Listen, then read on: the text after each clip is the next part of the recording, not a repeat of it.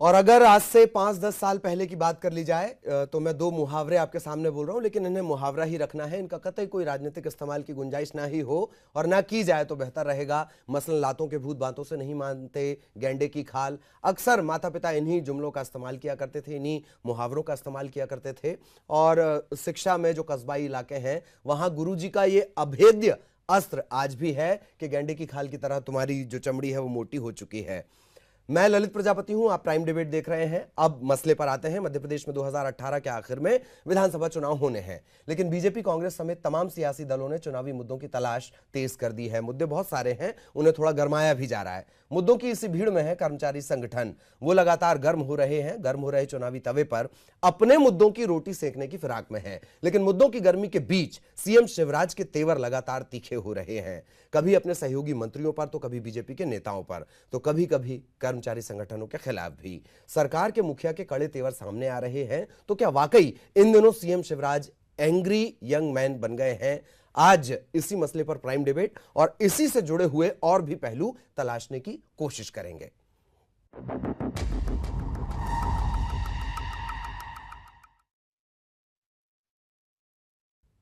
तो मध्य प्रदेश के मुख्यमंत्री शिवराज सिंह चौहान के तेवर मौसम के मिजाज की तरह लगातार गर्म हो रहे हैं। मौसम से इसे जोड़कर आप देख सकते हैं। इन्हीं कड़े तेवर में सीएम शिवराज ने हड़ताली कर्मचारियों को दो टूक कहा कि हड़ताल किया तो हड़ताल अगर किया आप लोगों ने तो एक भी ढेला नहीं मिलेगा। दूसरी तरफ कैबिनेट और पार्टी कार्य समिति की बैठक से दूर रहने वाले मंत्रियों को भी कड़ी हिदायत दी गई। आखिर क्यों सीएम शिवराज को इतने कड़े तेवर अख्तियार करने पड़ रहे हैं? पहले रिपोर्ट देखिए, फिर डिबेट करेंगे।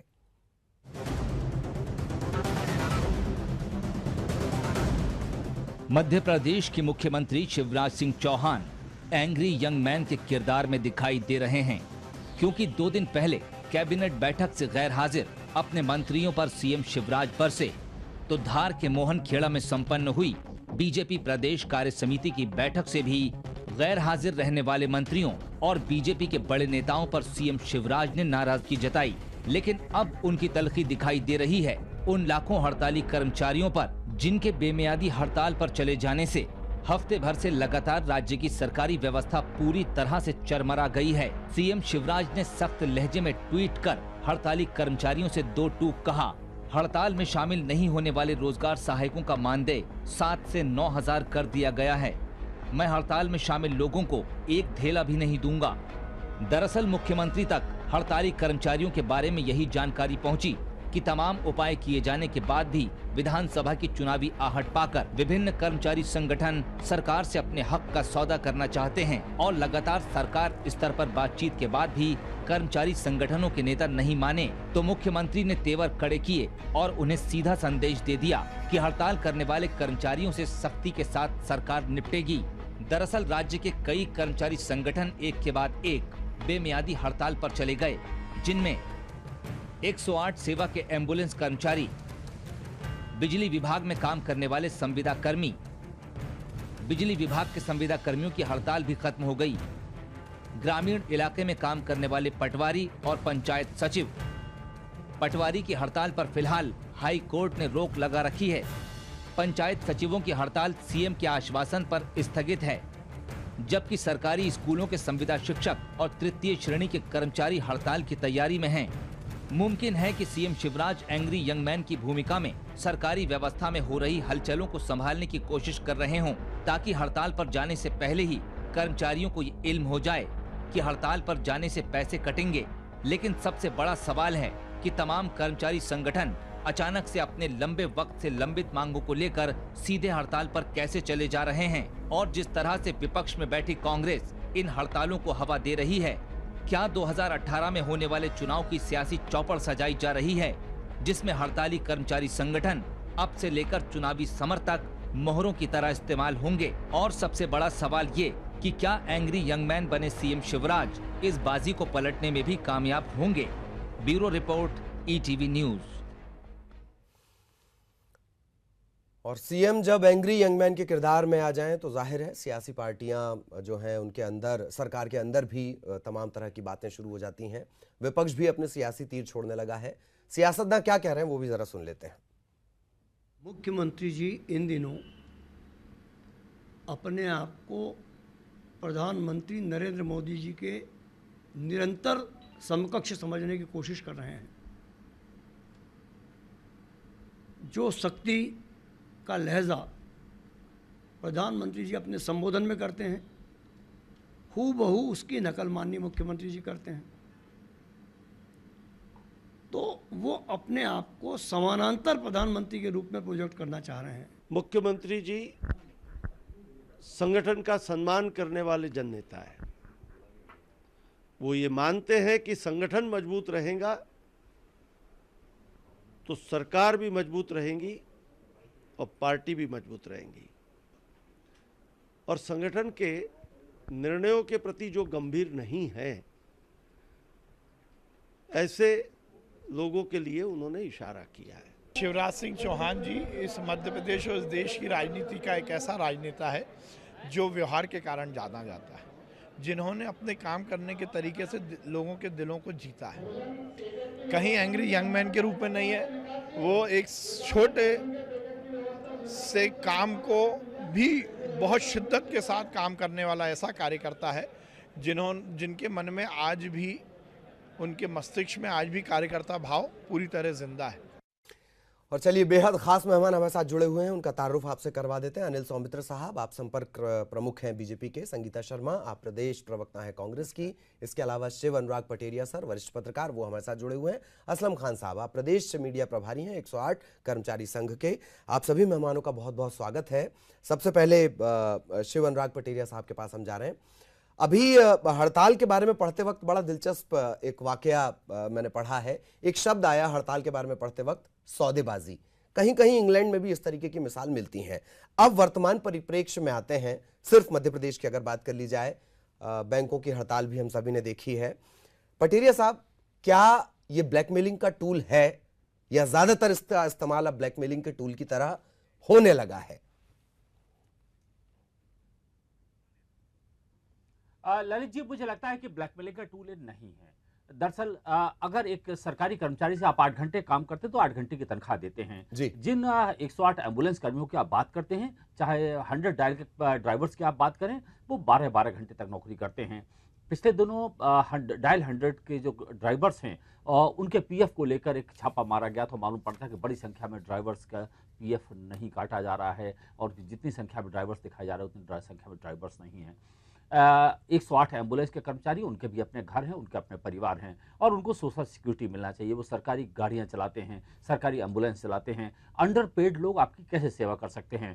मुझे लगता है अगर ब्लैकमेलिंग का टूल है भी तो मैं इसका समर्थन करना चाहूंगा। सबसे बड़ी बात है सोशल सिक्योरिटी। उसी ड्राइवर को सरकार में जब आप तनख्वाह देते हैं तो 30,000 रुपये तनख्वाह देते हैं, और जब आप वो आदमी 108 या 100 नंबर की या कॉन्ट्रैक्ट में, सरकार आजकल सबसे बड़ी दिक्कत ये हो गई है, सरकारी अफसर कॉन्ट्रैक्ट के लोगों को रखना चाहते हैं ताकि उनको दबा सकें, घरों में काम करा सकें। एक सरकारी अफसर के घर 7-7, 8-8 गाड़ियां लगी हुई होती हैं, और सब वो टैक्सियां लगाना चाहते हैं ताकि उनको मैनिपुलेट कर सकें। दरअसल छोटे कर्मचारियों की जो आवाज है उसको मैं इंडोर्स करना चाहूंगा। अगर वो ब्लैक सर, ये आपने बहुत अच्छी बात कही सोशल सिक्योरिटी की।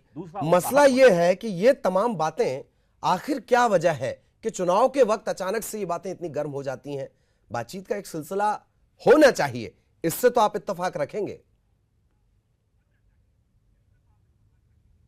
आपका ललित जी कहना बिल्कुल सही है। देखिए, संधान जब आपको करना पड़ता है तो आपको नाभि को तलाशना पड़ता है। टाइमिंग बहुत बड़ा खेल होता है। जिस मीडिया इंडस्ट्री का हम मैं और आप हिस्से हैं, उसमें हम टाइमिंग का बड़ा ख्याल रखते हैं। बेसमय कही गई बात, बेवक्त कही गई बात, वे निशाने चलाया गया तीर निरर्थक होता है। 1.5 साल बाद चुनाव होने वाले हैं और हर आदमी अपना हिस्सा उसमें तलाशता है। हिंदुस्तान की जो राजनीति है बहुत ज्यादा पवित्र नहीं है। वो जैसे चुन के आते हैं, बड़ी बड़ी बातें सब भूल जाते हैं। अब हम आप क्या भूल गए हैं? सरकारों ने कहा था कि हम कर्ज माफ कर देंगे जी। क्या हम भूल गए हैं कि 2008 में कहा था कि बिजली कर्मचारियों को हम जो नियमित कर देंगे? दरअसल सरकारें जीतने के बाद भूल जाती हैं। अब जब कमजोर स्थिति में, यानी चुनाव की स्थिति में खड़ी हैं, तो मुझे लगता है ये कर्मचारी संगठन एक टूल के तौर पर उपयोग करते हैं। लेकिन कर्मचारी संगठन से बस एक ही निवेदन, ये टिट फॉर टैट जैसे हो गया। और सामान्य आदमियों का जो आपने बात कही कि घोषणा पत्र अचानक से सिर्फ पत्र हो जाता है, या संकल्प पत्र सिर्फ पत्र हो जाता है, शायद यही वजह है कि टिट फॉर टैट की पॉलिसी लाने की कोशिश होती है। अनिल जी के पास चलेंगे। अनिल जी, जिस तरीके के तेवर नजर आए सीएम साहब की सख्ती के, वो उनके मिजाज से मैच नहीं करते हैं।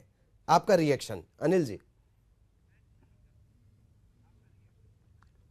नहीं, देखिए, मिजाज तो बदलना पड़ता है और स्थिति के अनुसार अगर मिजाज बदल के काम करेंगे तभी शासन और प्रशासन चलेगा। जी, कहा भी जाता है कि साहब घोड़े का उतना वक़्त नहीं होती उसकी, घुड़सवार की ज़्यादा वक़्त होती है, और जो घुड़सवार जैसा रहेगा घोड़े की चाल और उसका चरित्र और उसका व्यवहार भी वैसे ही होगा। तो मुझे लगता है कि मुख्यमंत्री जी एक बड़े राज्य के शासन के मुखिया हैं, उनको जो आप सामाजिक सुरक्षा की बात कर रहे हैं, तो सामाजिक सुरक्षा कर्मचारियों की भी होती है, लेकिन प्रदेश की जनता की भी सामाजिक सुरक्षा है।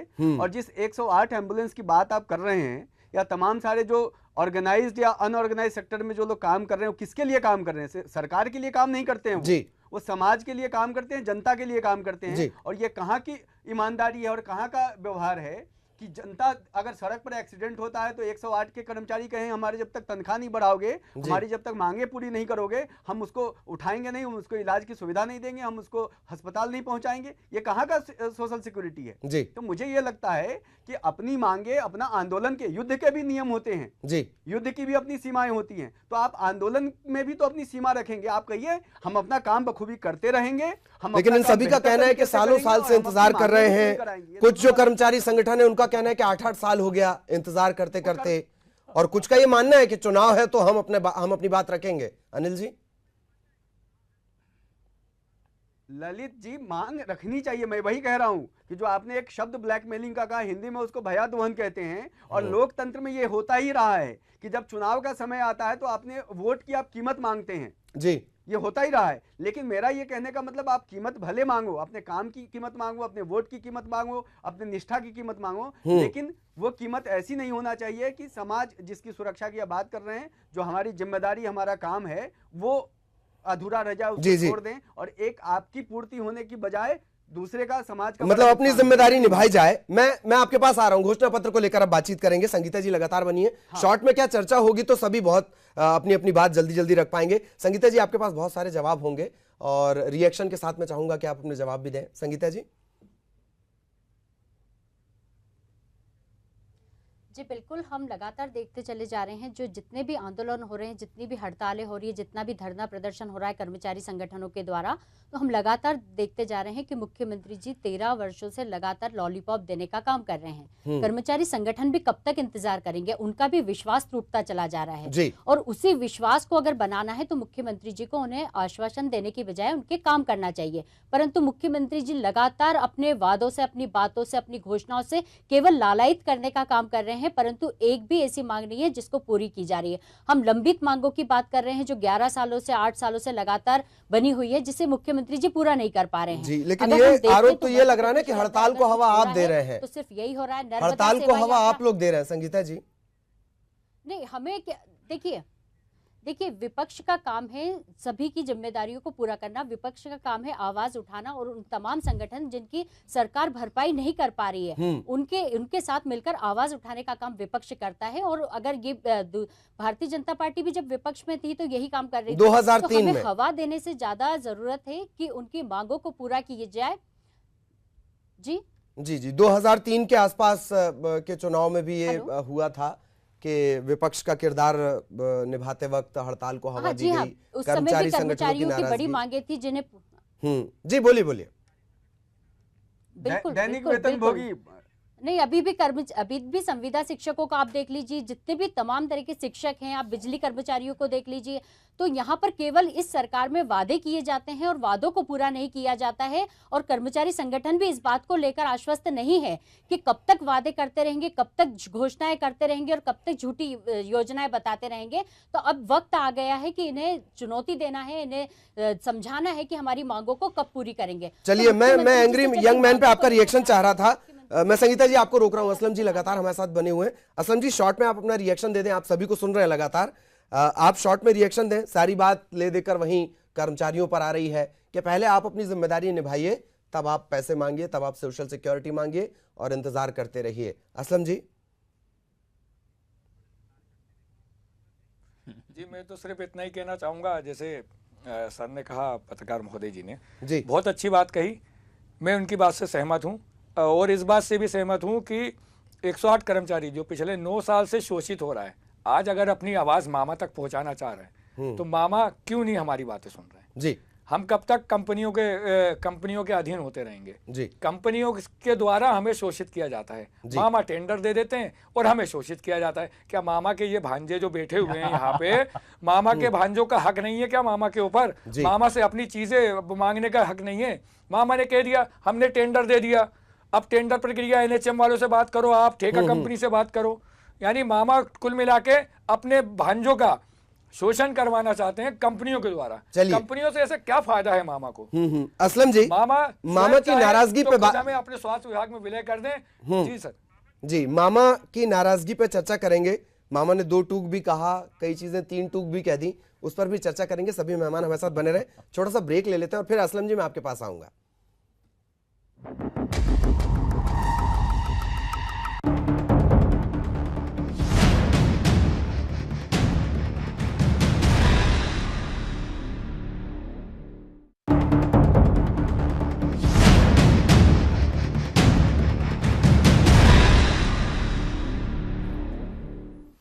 मुख्यमंत्री के गुस्से और एंग्री यंग मैन वाली छवि को लेकर लगातार चर्चा चल रही है। मेहमानों का तारुफ हम करवा चुके हैं। मेहमान लगातार हमारे साथ बने हुए हैं।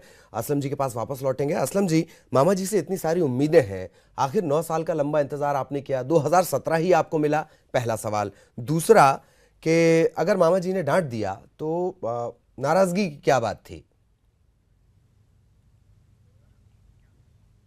मामा जी ने पहले जो ये सेवाएं PPP मोड पे दे रखी थी, पब्लिक प्राइवेट पार्टनरशिप, उसमें जो नियम होते हैं उसके अंतर्गत 12 घंटे हमसे जो काम करवाया गया, काम तो गलत करवाया गया, बट हम शोषण का शिकार हो रहे थे।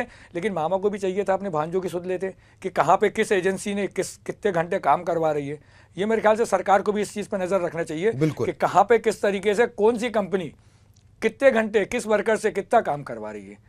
अभी आ गया है ZHL के पास काम, ये है ठेका एजेंसी। गवर्नमेंट ने ठेका दे दिया कुछ रुपयों के हिसाब से, 19 रुपए कुछ पैसे के हिसाब से टेंडर दे दिया कि इसी में आपको सैलरी देना है, कुछ देना है। अब ये बात सोचने वाली है कि ठेका जो हमें न्यायालय, सुप्रीम कोर्ट न्यायालय द्वारा जो आदेश आया है 26/10/2016 को कि सबको समान काम समान वेतन दिया जाए, तो वो समान काम समान वेतन ठेका कंपनियों के ऊपर भी लागू है। ठेकेदार भी दे सकते हैं क्योंकि ठेका कंपनी जो भी काम करवा रही है उसको समान। मुझे ये समझाइए कि आप ये जानते हैं ना असलम जी कि आपके ऊपर बहुत बड़ी और महती जिम्मेदारी है। चलिए ठीक है, बिजली मान लिया, शिक्षक मान लिया, शिक्षक तो खैर हमारे यहाँ सोचा नहीं जाता उसके बारे में। आप पे बहुत महती जिम्मेदारी है सीधे लोगों के स्वास्थ्य से जुड़ी। आपके पास और भी तो विकल्प थे ना, उनका भी तो इस्तेमाल किया जा सकता था। पिछले 8 साल से ईमानदारी से 108 कर्मचारी अपनी सेवाएं देता आ रहा है, शोषित होने के बाद भी।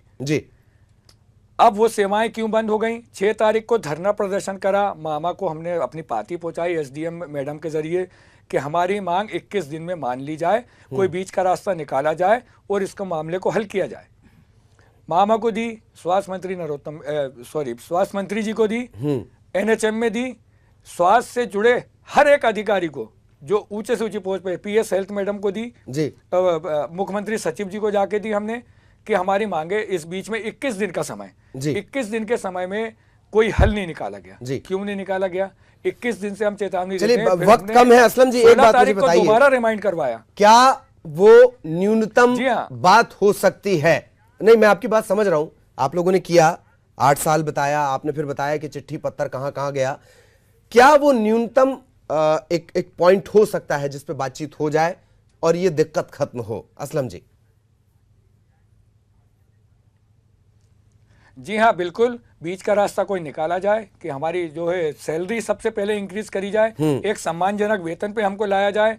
कंपनी को टेंडर किस हिसाब से दिया है, सरकार पैसा बढ़ाए कंपनी का, कंपनी हमको दे दे। वैसे तो हमारी मांग स्वास्थ्य विभाग में नियमित का, हम चाह रहे हैं कि हमारा नियमितीकरण हो जाए ताकि हम इन ठेका कंपनियों के शोषण से बच जाएं।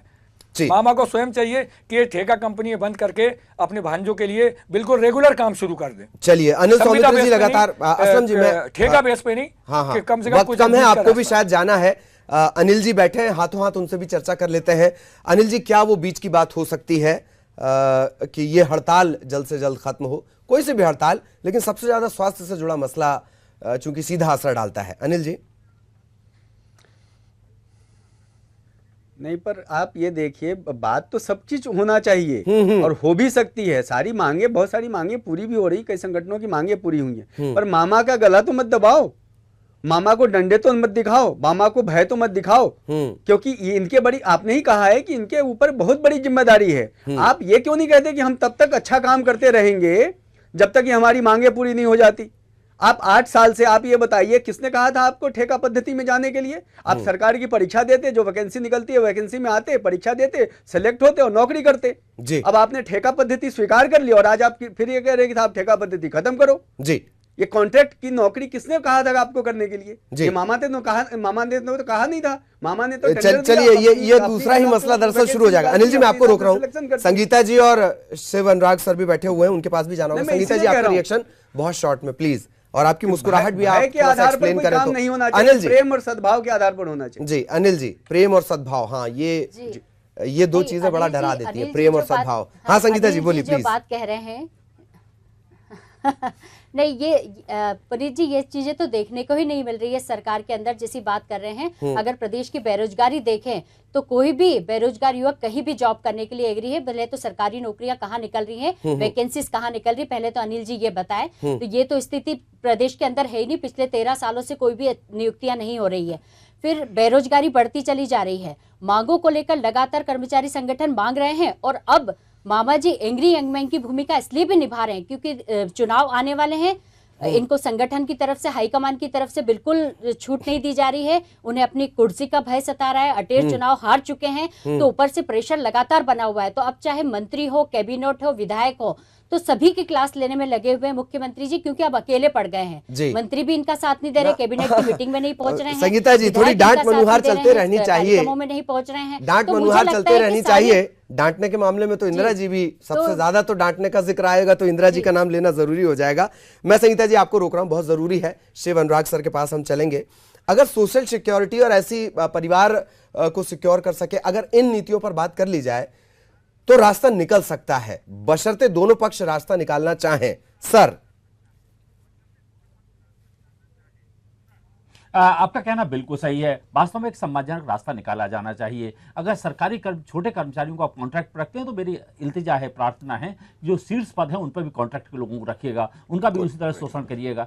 दरअसल वर्किंग आवर्स तय होना चाहिए, लोगों को जीने का हक है, वो चाहे वो कॉन्ट्रैक्ट में हो, वो चाहे पीपीपी मोड पे हैं। मुझे लगता है सरकार का एक प्राथमिक दायित्व भी है कि जो उनके कर्मचारी हैं, चाहे वो सीधे हों, डायरेक्ट हों, कॉन्ट्रैक्ट में हो, पीपीपी हों, उनके सम्मान की रक्षा की जानी चाहिए। और लेकिन सरकारों का सबसे बड़ी दिक्कत ये हो रही है, लगातार वो कॉन्ट्रैक्ट सिस्टम पे जा रही हैं, एक बहुत खतरनाक चेतावनी है, और इससे शोषण की प्रवृत्ति को लगातार बढ़ावा मिलता है जी। और शायद यही वृत्ति है कि फिर गुस्सा एक साथ फूटता है। अब देखिए कितना सारा ये गुस्सा फूट गया है, कागज का एक पूरा हिस्सा गुस्से के चलते भर गया है, तमाम कर्मचारी सड़कों पर आ गए हैं। आप लगातार हमारे साथ बने रहेंगे। असलम जी, आपका धन्यवाद, कम वक्त मिला लेकिन आपने अपनी आवाज रखी और उम्मीद है कि मामा तक भी आवाज पहुंची है। देखिए, बातचीत भी जरूरी है, बातचीत से तो खैर तमाम हल निकल जाते हैं, लेकिन आप बहुत महत्वपूर्ण काम कर रहे हैं। कम से कम 108 के जो कर्मचारी हैं, कई जगह आपको तारीफ भी मिलती है, देवदूतों की संज्ञा भी आपको कई जगह हासिल है, इसका आप ख्याल भी रखेंगे, मुझे पूरी उम्मीद है। बहुत बहुत धन्यवाद असलम जी हमारे साथ जुड़ने के लिए। तमाम मेहमान हमारे साथ लगातार बने रहेंगे। एक और बड़ा अहम मसला है, अभी अगले कुछ दिनों तक हमारे जो दर्शक हैं, पूरे मीडिया के दर्शक, उनको नए नए शब्द सुनना है, उसमें एक भगवा आतंकवाद भी है, इस पर भी चर्चा आगे करेंगे। फिलहाल एक ब्रेक।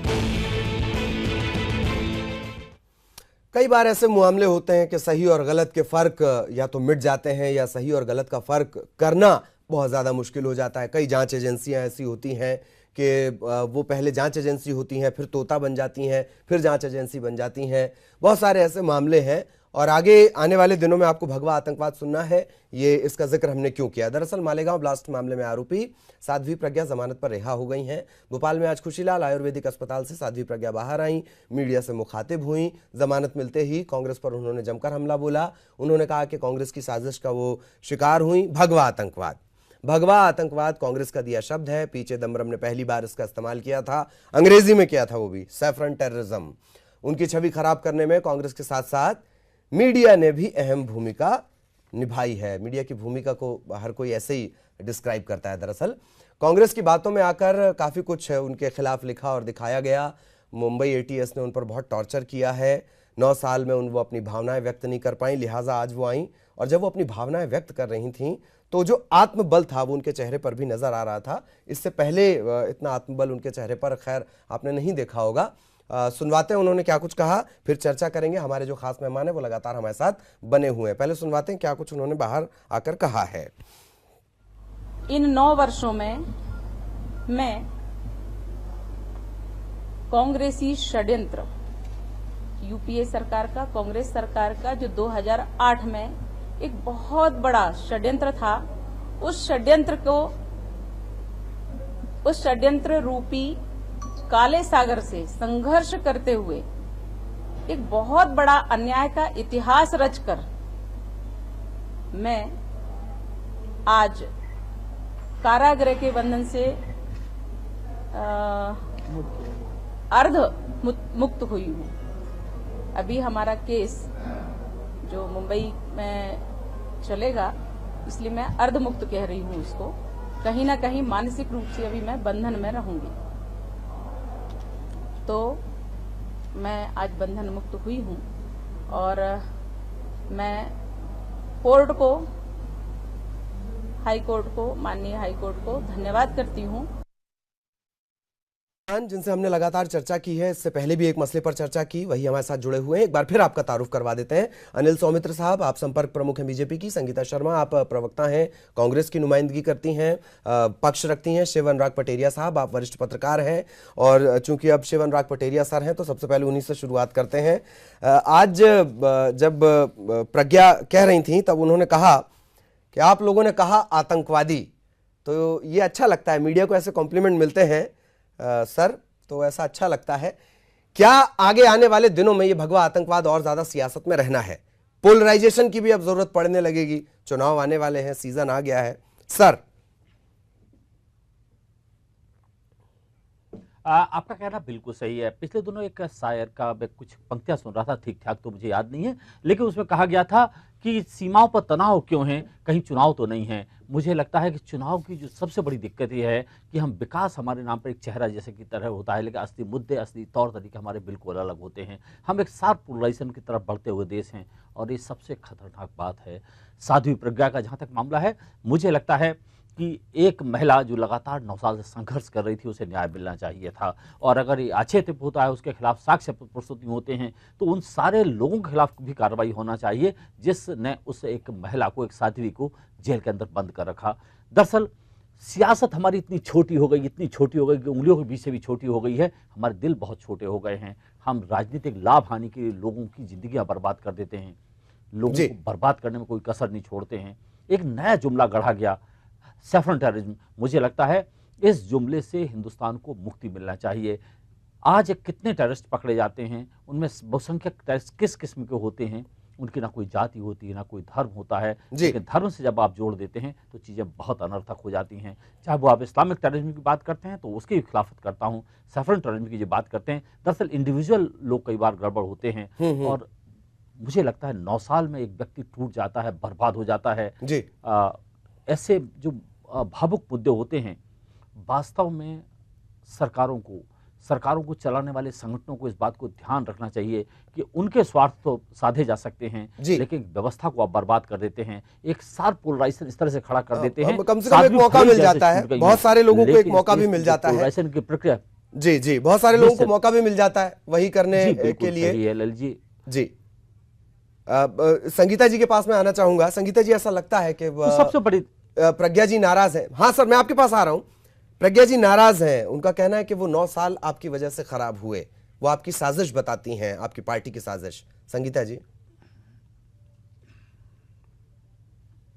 देखिए, प्रज्ञा जी ने अभी ये क्लियर नहीं किया है, क्योंकि 9 साल बाद उन्होंने कांग्रेस का नाम लिया है कि कांग्रेस का षड्यंत्र था जी। तो अभी प्रज्ञा जी पहले तो ये बताएं कि वो षड्यंत्र क्या था, उसे स्पष्ट करें, क्योंकि अभी उन्होंने स्पष्ट नहीं किया है।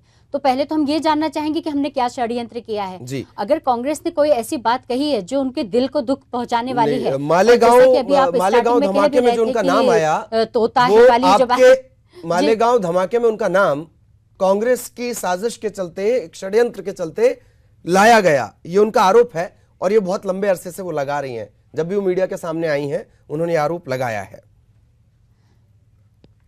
जी जी हाँ, तो कहीं ना कहीं उनके ऊपर अगर आरोप लगे हैं तो उसे उन्होंने सिद्ध करना चाहिए। ये अगर षड्यंत्र कांग्रेस का है तो उसे स्पष्ट करें कि उन्होंने क्या षड्यंत्र किया था। अच्छा, दूसरी बात यहाँ पर ये कही जा रही है, कांग्रेस हमेशा से एक ही बात कह रही है कि कट्टरपंथ चाहे वो किसी भी धर्म का हो, आप किसी भी धर्म में अगर कट्टरपंथ दिखाते हैं तो वो सभी के लिए खतरनाक होता है। तो इसको लेकर ही कांग्रेस शुरू से यही कहती जा रही है कि कोई भी धर्म हो, आप हिंदू धर्म से हो, मुस्लिम धर्म से हो, किसी भी समाज से हो, अगर आप वहाँ कट्टरपंथ, चाहे पार्टियों को लेकर, अगर कांग्रेस पार्टी में भी हैं आप, भारतीय जनता पार्टी में, और अगर आप कट्टर हैं तो वो कट्टर दुखदाई होता है। ये कांग्रेस ने शुरू से स्पष्ट किया है। और अगर कहीं ना कहीं उस मामले में अगर इनका नाम शामिल हुआ था तो इनको सीधा आरोप कांग्रेस पे लगाने का मुझे नहीं लगता है कि ऐसा आरोप लगाना चाहिए। जी, और आपने तो कट्टरता के खिलाफ बहुत ज्यादा काम भी किया, कई बार आपने कई संगठनों को बंद करने की सिफारिश भी कर दी।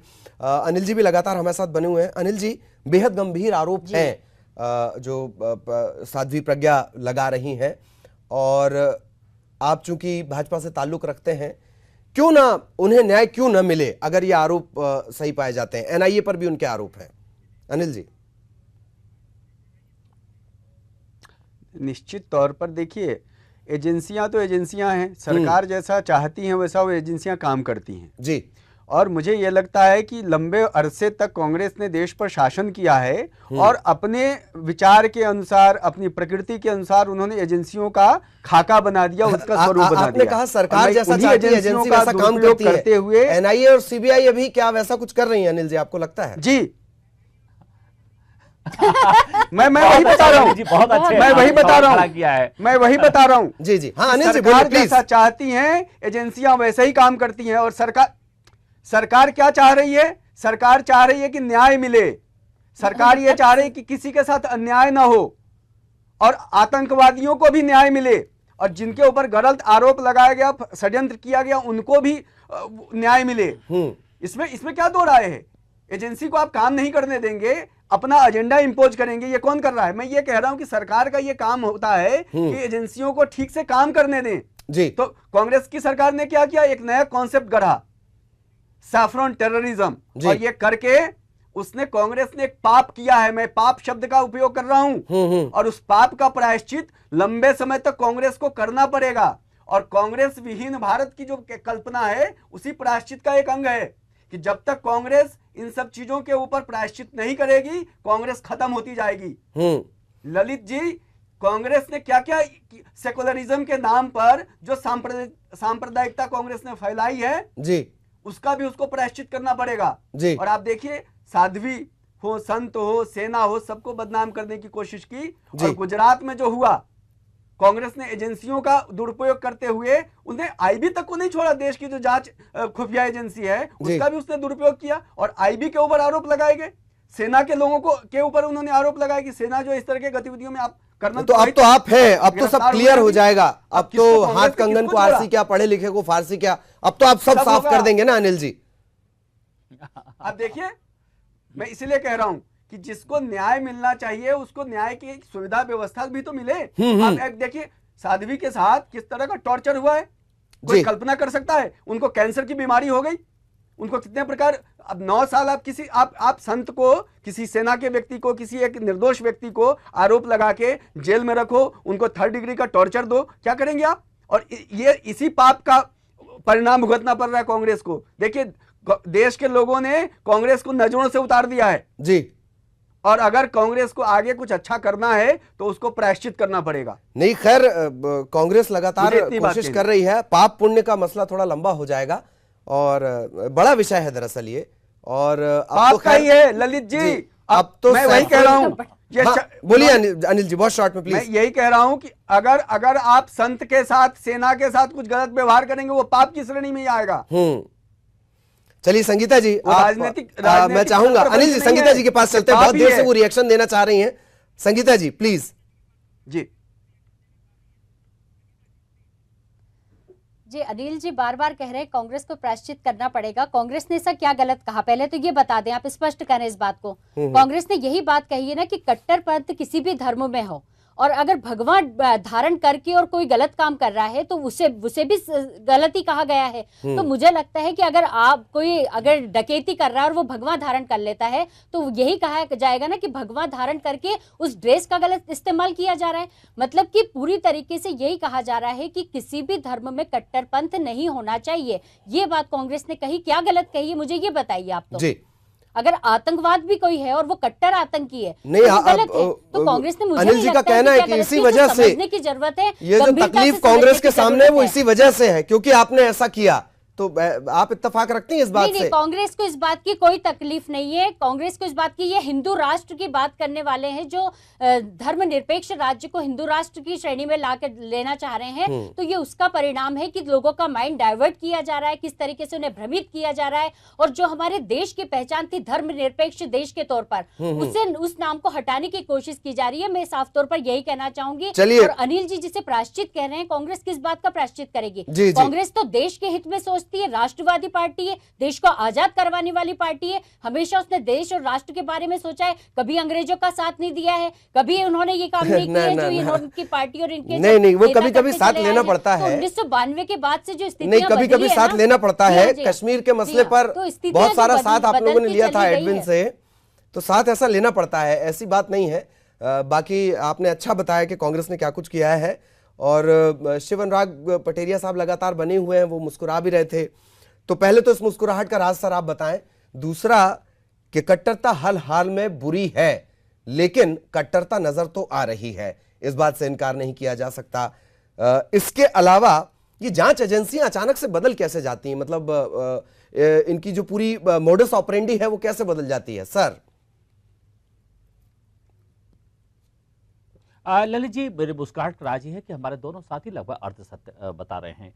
दरअसल सत्य यह है कि 9 साल तक अगर कोई आदमी जेल में है तो उसे फास्ट ट्रैक कोर्ट के जरिए राहत मिलना चाहिए। और सिर्फ प्रज्ञा साध्वी के नहीं, जितने भी ऐसे संगीन मामले हैं फास्ट ट्रैक कोर्ट में हमें रखना चाहिए। हम अमेरिका के ध्यान कर सकते हैं, अमेरिकन एजेंसियां चाहे FBI हो और चाहे CIA हो, उन पर कभी ये आरोप नहीं लगते हैं कि राजनीतिक कारणों से किसी को बंद करते हैं, वो राष्ट्र के कारणों से आरोप लगते हैं। लेकिन चाहे हमारी NIA हो, चाहे हमारी IB हो, चाहे हमारी CBI हो, ये तोते से बढ़ के बड़े तोते हैं, इन पर किसी का विश्वास नहीं रहता है। जब आप सत्ता में रहते हैं तो उनका उपयोग आप करते हैं, और जब आप सत्ता के बाहर होते हैं तो उन पर आरोप चस्पा करते हैं कि दुरुपयोग करते हैं। मुझे लगता है कि हिंदुस्तान का जो क्रिमिनल जस्टिस सिस्टम है, हमारा पुलिसिंग का जो इन्वेस्टिगेशन का पैटर्न है, इस पर एक सवाल खड़े करता है। किसी निर्दोष व्यक्ति को अगर वो निर्दोष साबित हो जाती हैं तो 9 साल उनके कौन वापस करेगा?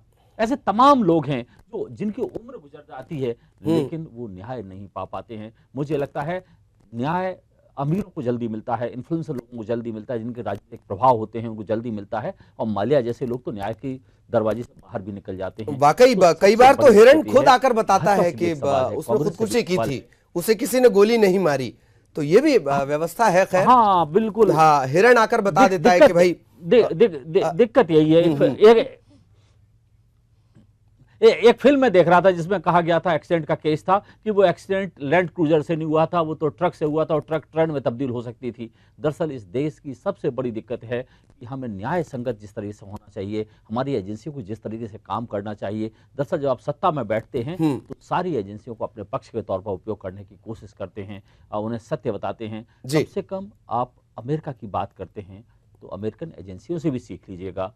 वो उन पर कभी ये आरोप नहीं लगे कि FBI ने कभी किसी राष्ट्रपति के कहने से कोई काम किया, उनके CIA ने कभी, उनके लिए अमेरिका का हित सर्वोपरि था। मुझे लगता है हिंदुस्तानी अनिल जी बहुत गंभीर है, अनिल जी बहुत गंभीरता से सुन रहे हैं। तो आज कमिटमेंट ले लिया जाए कि भाजपा इस दिशा में आगे जा रही है, फास्ट ट्रैक कोर्ट या इस तरीके की व्यवस्था करने में, कि कम से कम 9 साल बर्बाद हो, या खैर 9 साल वो व्यवस्था है, न्याय प्रक्रिया है, वो व्यवस्था है, लेकिन एक न्याय मिलना चाहिए। अनिल जी, हाँ प्लीज। ललित जी, भाजपा के शासन में ही साध्वी प्रज्ञा जी को चिकित्सा की सुविधा मिली। कांग्रेस का राज होता तो उनको जेल में ही रखते और वहीं उनकी चिकित्सा होती। कम से कम इतना तो भाजपा ने किया कि उनको चिकित्सा की सुविधा मुहैया कराई और आज कम से कम साध्वी उनको स्वस्थ होने की दिशा में वो अग्रसर हैं। और आज अगर वो ये कह रही हैं कि साहब हमको जमानत मिली, हमको आधा ही सही लेकिन आधा न्याय मिला है, आगे और संभावना बनती है। मेरा सिर्फ इतना कहना है कि जो दोषी है उसको सजा मिलना चाहिए, चाहे वो किसी वो एनआईए पर भी आरोप लगा रही है वाला उसमें। लेकिन मैं एक वो एनआईए पर भी आरोप लगा रही है, जांच एजेंसी पर। हाँ, आप मैं वही कह रहा हूं, एनआईए का गठन किसने किया था, किस प्रकृति के साथ, किस स्वभाव के साथ, किस सोच के साथ हुआ था, वो सब भी देखिए। उसकी बहुत अभी समय कम है चूंकि डिबेट में, इसलिए बहुत सारी बातें कही नहीं जा सकती। दो उदाहरण देना चाहूंगा। कांग्रेस के प्रधानमंत्री उस समय रहे मनमोहन सिंह जी, उन्होंने क्या कहा था कि इस देश के संसाधनों पर पहला हक किसका है? मुसलमानों का, अल्पसंख्यकों का। और डॉक्टर मोहन राव भागवत आरएसएस के प्रमुख हैं, उन्होंने हिंदू की व्याख्या क्या की? इस देश में रहने वाला हर नागरिक, चाहे उसकी उपासना पद्धति कुछ भी हो, वो सब के सब हिंदू हैं। और इस नाते हम ये कहते हैं कि साहब भारत एक हिंदू राष्ट्र है, जो यहाँ रहने वाला है वो सबको हिंदू मानते हैं, चाहे वो पूजा, चाहे वो नमाज पढ़ता हो, चाहे वो चर्च में जाता हो, सब उसको भी हम हिंदू मानते हैं। हिंदू क्रिश्चियन है, हिंदू मुसलमान है, उसमें क्या दिक्कत है भाई? और दूसरी बात, तीसरी बात मैं ये कहना चाहूंगा, धर्म किसी को कट्टर होना नहीं सिखाता है, धर्म सहिष्णु होना सिखाता है, धर्म दयालु होना सिखाता है, कट्टर होना तो सिखाता नहीं है। और अगर मैं ये कहता हूँ साहब मैं अनुशासन पालन करने में कट्टर हूँ, मैं सहिष्णुता के प्रति कट्टर हूँ, मैं दयालु होने में कट्टर हूँ, तो इसमें बुराई क्या है? जी अनिल जी मैं आपको रोक रहा हूँ, बस आपने अपनी बात रख दी और आपने, अनिल जी मैं आपको रोक रहा हूँ प्लीज, बाकी से भी रिएक्शन लेना है। और सहिष्णु शब्द आपने इस्तेमाल कर दिया, ये शब्द बड़ा डरा देता है। ऐसे बहुत सारे शब्द आजकल डिबेट में आने लगे हैं कि डरा देते हैं। अनिल जी मैं आपको रोक रहा हूँ प्लीज, संगीता जी आपका रिएक्शन शॉर्ट में, चीजों पर विचार विमर्श करना चाहिए। जी जी जी अनिल जी, संगीता जी रिएक्शन प्लीज। मैं तो यही कहना चाहूंगी कि अनिल जी संविधान को भी नहीं, जी मैं यही कहना चाहूंगी कि अनिल जी और भारतीय जनता पार्टी और इनकी सरकार संविधान को भी नहीं मानती है। जिस संविधान में साफ साफ लिखा है कि ये देश धर्मनिरपेक्ष देश है, आज उसे हिंदू राष्ट्र कहा जा रहा है, तो ये तो सभी जानते हैं कि हिंदुस्तान में रहने वाला हर नागरिक हिंदुस्तानी है। अब ये कहा जा रहा है कि जिन्होंने कहा कि वो तो हर व्यक्ति को हिंदू मानते हैं, तो आप मानिए ना, हिंदू हैं सब इस राष्ट्र की, इस परंपराओं को मानने वाले लोग हैं। ये धर्मनिरपेक्ष देश को आप हिंदू राष्ट्र की उपमा दे रहे हैं, अभी संविधान में नहीं हुआ है, पहले संविधान में इसको बदलें, उसके बाद आप बोले।